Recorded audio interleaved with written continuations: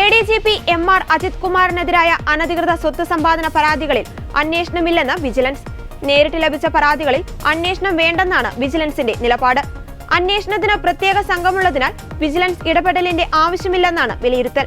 അന്വേഷണം വേണമെങ്കിൽ സർക്കാർ നിർദ്ദേശിക്കട്ടെയെന്നും വിജിലൻസ് വ്യക്തമാക്കി. ADGP MR അജിത് കുമാറിനെതിരായ പരാതികളിൽ വിജിലൻസ് പ്രാഥമിക അന്വേഷണം നടത്തിയിരുന്നു.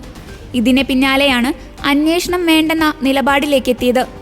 അതേസമയം വിജിലൻസ് അന്വേഷണം ആവശ്യപ്പെട്ട് DGP മുഖ്യമന്ത്രിക്ക് നൽകിയ ശുപാർശയിൽ തീരുമാനമായിട്ടില്ല. ADGPക്കെതിരെ വിജിലൻസ് അന്വേഷണം വേണമെന്നാവശ്യപ്പെട്ട് DGP ഷെയ്ഖ് ദർവേസ് സാഹിബാണ് സർക്കാരിനെ ശുപാർശ നൽകിയത്. ബന്ധുക്കളുടെ പേരിൽ സ്വത്ത് സമ്പാദനം, കവടിയാറിലെ കോടികളുടെ ഭൂമി ഇടപാട്, കേസ് ഒഴിവാക്കാൻ കൈക്കൂലി സ്വീകരിക്കൽ തുടങ്ങിയ ആരോപണങ്ങളാണ് ADGPക്കെതിരെയുള്ളത്. PV അൻവർ MLAക്ക് പിന്നിൽ ബാഹ്യശക്തികളുണ്ടെന്നായിരുന്നു DGPക്ക് നൽകിയ മൊഴിയിൽ അജിത് കുമാറിന്റെ പരാമർശം. ആരോപണങ്ങൾക്ക് രേഖാമൂലം മറുപടി നൽകാൻ അവസരം വേണമെന്നും അജിത് കുമാർ ആവശ്യപ്പെട്ടിരുന്നു. അൻവറിന്റെ ആരോപണത്തിന്റെ അടിസ്ഥാനത്തിലാണ് DGP ADGP MR അജിത് കുമാറിന്റെ മൊഴി രേഖപ്പെടുത്തിയത്. അതിനിടെ ക്രമസമാധാന ചുമതലയുള്ള ADGP സ്ഥാനത്ത് നിന്ന് അജിത് കുമാറിനെ മാറ്റണമെന്ന് CPI വീണ്ടും ആവശ്യപ്പെട്ടു. RSS നേതാക്കളുമായി ADGP രഹസ്യ കൂടിക്കാഴ്ച നടത്തിയത് എന്തിനെന്നറിയണം.